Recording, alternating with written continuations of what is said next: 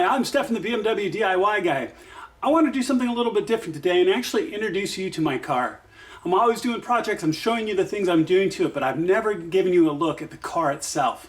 Now, I've got a tradition. I usually end up naming my cars. So when I brought her home, I thought about it, and you know what really stuck out to me was Furiosa from Mad Max Fury Road. And I thought, you know, the name just fits. How can I make her angry? How can I build out to something that I'm really going to be proud of? And I'm there. So currently, with my OEM turbo at the moment, I'm over 500 horsepower at the motor, which puts me at 440 at the rear wheels, which is just amazing. Now let's talk about these cars stock for a second so you can talk about where you're going to go with your build. Now, throughout this video, I'm going to give you tiles that take you to all the different projects that I've done, so you can use this as an index or a way to build out your car in a similar fashion like I did. Now let's talk about this motor for a second. Bone stock, you're looking at 300 horsepower at the motor. You're looking at roughly 255 at the rear wheels if you have a manual transmission like I do. You're looking at 243 if you have an automatic transmission, or you're looking at about 225 if you have the all-wheel drive. So if you look at all those pieces that take away from the horsepower all the way back to the back wheels. So what can you do to increase that?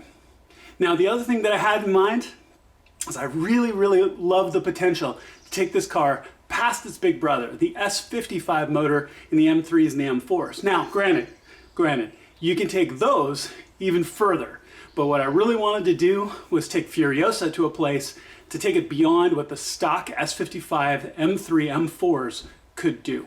So I'm really excited that I've made it there, even with the OEM turbo. There's some great builds out there from people like Brian at Keys Motorsports, or Shamil Swift, who's just incredible. What they've done with their cars are cool, and I wanted to share with you what I've done here in my road to 500.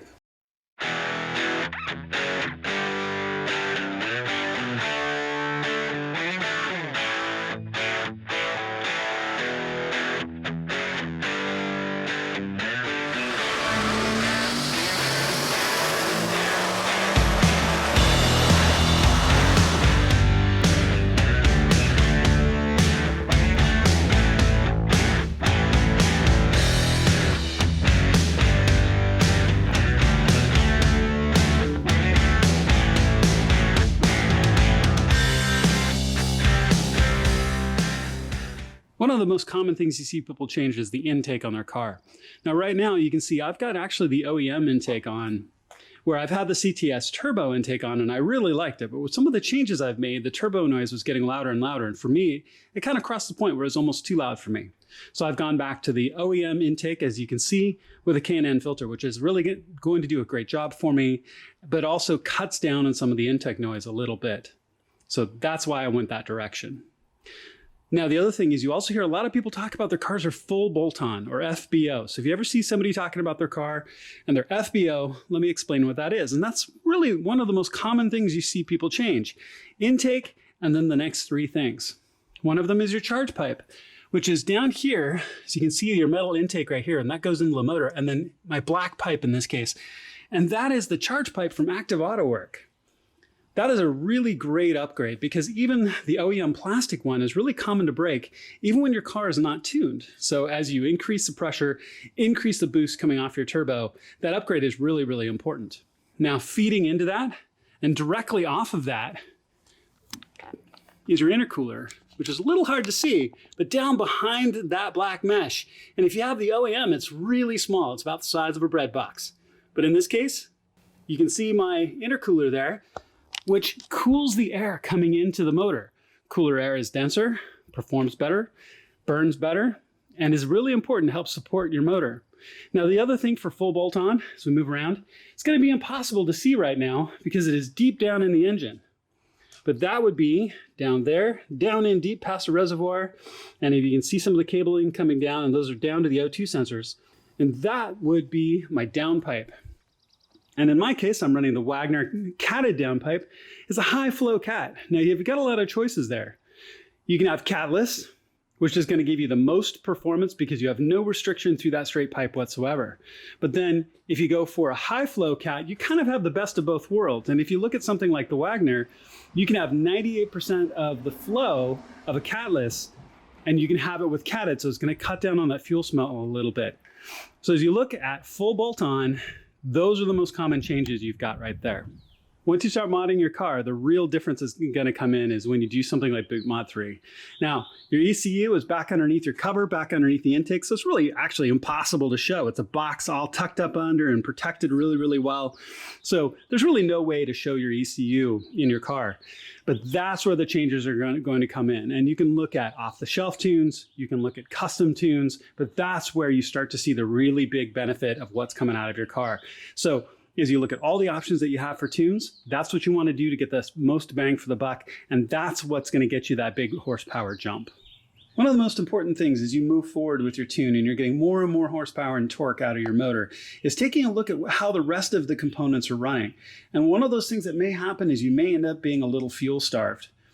So I know for me, when I hit the high 300s at the rear wheels, I was looking at a situation where my logs were showing my fuel rail really starting to crater out at high RPM. Now, your high pressure fuel pump is all the way back there. It's really kind of impossible to see right at the moment unless you take a lot of components off. But I'm running the Tuning Tech FS high pressure fuel pump, and it made all the difference in the world. And for my car, when I was pushing about 385 at the rear wheels, I changed my high pressure fuel pump, and without changing the tune, except with the exception of just to recognize the new fuel pump, I jumped straight to 410, just like that. And it was a really vital piece of what I did. It's not cheap. The install isn't all that hard, but it's really worth it if you really want to get that extra last bit out of your motor and make sure that it's well supported. Now, again, as you increase your tune, you increase your horsepower, you increase what you're asking of your motor, you need to support it. You need to really support it the best you can. So one of the things that I did is I added this Musselman thermometer, oil thermometer change. Now, this helps the thermometer open at a lower temperature, helps get oil moving faster, and really makes quite a bit of difference. Now, the other thing I added here is my billeted oil cap here from CTS. I think it's fantastic. And again, helps radiate heat a little bit better. You can tell it's billeted aluminum, so it's going to radiate heat a little bit better than the plastic, and it's going to not hold that in. Now, the other thing I can't show right now with my engine cover on is also, here is going to be your coils. Now, if you check out my video on how to change your plugs and your coils, you've got your coils on a line down this side. Now, I've got NGK plugs running 2 steps colder. I've got improved coils. And there's a lot of choices for good coils out there, but that's also something you're going to want to take a look at, because supporting your motor, all these subcomponents are going to start to make a difference. Now, is your oil thermometer going to add any horsepower? No. Is your oil cap going to add any horsepower? No. But as you look at the complexity of your engine and you look at the complexity of your motor, supporting all these subcomponents are really, really important. Again, looking at those subcomponents that support your motor that, you're not really going to see in your logs very much. You're not going to say, oh, I added this one thing and it's made this huge difference, but it adds to the overall health of your car. Now, one of the things here is you can see my BMS oil catch can right here. That is going to help sit in between the intake here and the motor, and it helps filter out some of the oil that comes up and through. Now, with direct injection motors, you can get oil that starts to foul in the engine itself. The N54 was really famous for it. The N55 motor, this motor, is supposed to be better.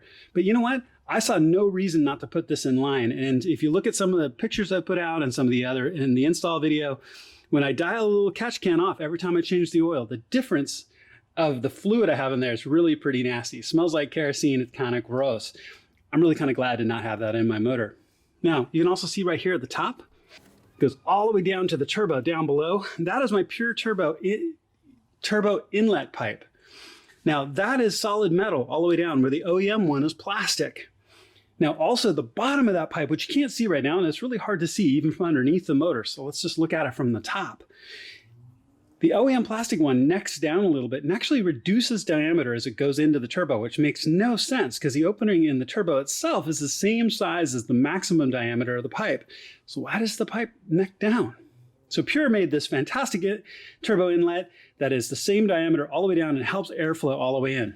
So as you look, as this comes down, so air comes down through your air filter, goes down into your turbo, you're going to get a better flow of air all the way down. And that is really, really important. Now, also you can't see here from the top, so just imagine X-ray vision looking through all of this is going to be your diverter valve or blow-off valve that you can add to your turbo.